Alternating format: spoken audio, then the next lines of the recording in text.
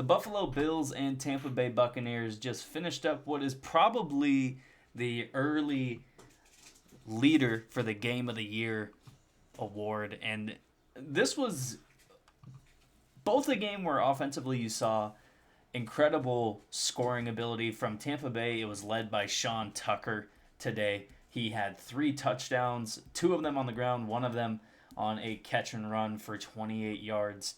Tampa Bay, you kind of have to give them credit for being able to stay with Buffalo at least through about halfway through the third quarter.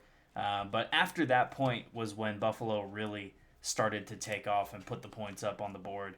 Buffalo had 11 drives in total. There were only 2 of those drives that didn't end in either a scoring drive or a turnover. So you also, if you're Buffalo, you have a few things to look at. If you're a fan or someone with the team, you're like, man, we put up 44 points and we turned the ball over 3 times. You're talking about 3 drives where if they turn out to be as good as the other 8 where you score, you have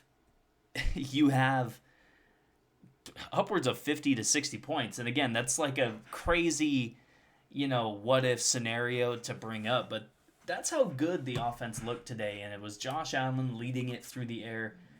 3 touchdowns, 300 yards. Tyrell Shavers led the team with 90 yards.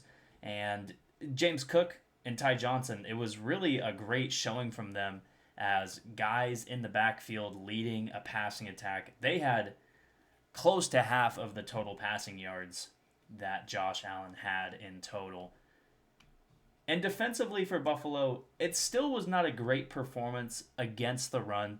You have 202 yards allowed between Sean Tucker, Rachaad White, and Baker Mayfield, and 3 touchdowns allowed on the ground as well. They didn't allow Baker Mayfield to really go off and get his weapons involved through the passing game.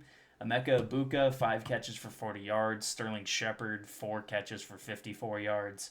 And Cade Otton is still not really making a great impact yet in the passing game, only 2 catches for 28 yards. So Buffalo, like I said, they didn't really affect Baker Mayfield that much.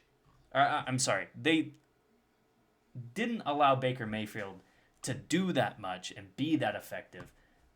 But they still have possibly the MVP of the league on their own offensive side of the ball. So it's kind of like if you just defensively, if you're Buffalo, if you cause 1 or 2 turnovers and allow like 30 or less, and today it was 32, but that's really the bar that I think Josh Allen has set for this offense.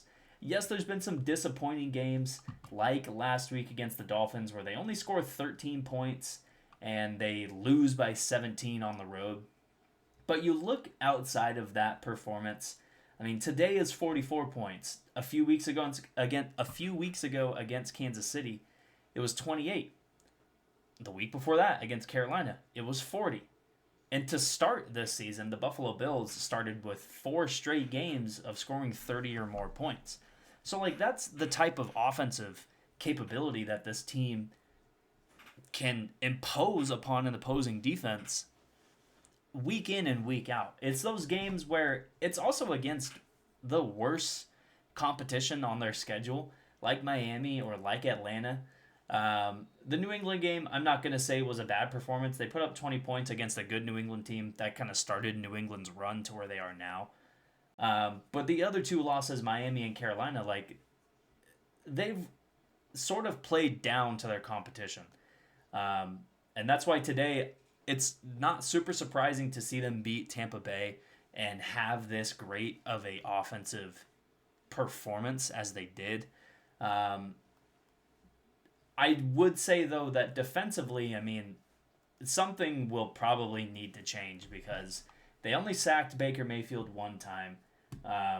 While he didn't have the most gaudy performance, you still allowed over 200 yards on the ground. Baker Mayfield was a piece of that with 40 on his own. There's going to be something that needs to improve. I don't know if it's something at the linebacker level, if it's something up front, if it's something with the secondary, but something needs to get improved because next week they go against Houston, and Houston's definitely not a good running team. But if they even allow Houston, I think, to have 100+ yards on the ground, today I think Houston was somewhere around like 70 or 80. It might have not even been that high. But they need to have a dominant performance against Houston's run offense. And if they don't, it's going to be a pretty big stain on their defensive resume. For the Tampa Bay Buccaneers, this loss brings them to 6-4. They do get the LA Rams on the road next week on Sunday Night Football. Currently, the Rams are playing the Seahawks right now. It's really the battle for the number 1 seed in the NFC West. And so, look, LA is a really good team with a really good pass rush, and defensively, they have been like smothering. And so, I think the hope is that they get a little bit healthier next week, and they're able to rely on more guys within their offense. But you don't like what's been happening these last couple of weeks defensively. Last week, 28 points against the Patriots, and it was really Drake May and Trevion Henderson just leading a pretty easy drive for touchdowns last week. And it's easy because it's just one play beaters last week, and then this week it's like Buffalo just couldn't do any wrong. On third down, they were getting easy first downs. They were 6 for 11 on third down.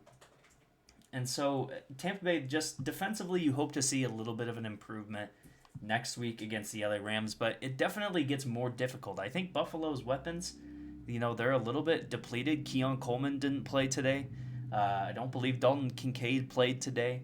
And it was guys like Gabe Davis and Tyrell Shavers that were getting into the action today for Buffalo. And that's happening on a somewhat depleted Tampa Bay defense as well. So, again, hopefully they get more healthy next week, but it's a pretty tough opponent as well. That's going to be it for this video. I'm going to try to have a video on the Seahawks and Rams game as it concludes. If you want to see that video, make sure you subscribe. Make sure you like this video. Comment down below if you want me to talk about your team or a certain game today. And I'll see you in the next video.